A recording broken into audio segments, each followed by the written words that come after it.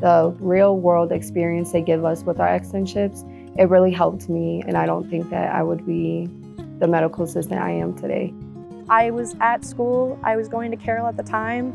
I was sitting there like, I don't know if this is what I want to do for the rest of my life. And I started looking. I noticed that MCC wasn't that far away. Just being able to find something that you could feel so comfortable walking into, it was definitely just the right move for me.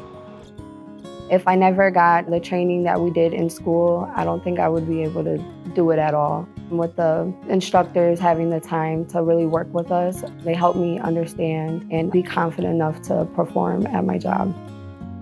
Like, I get so excited about it. I love doing this. I love being able to help everybody every day. Being able to do that just makes you feel so at peace with yourself.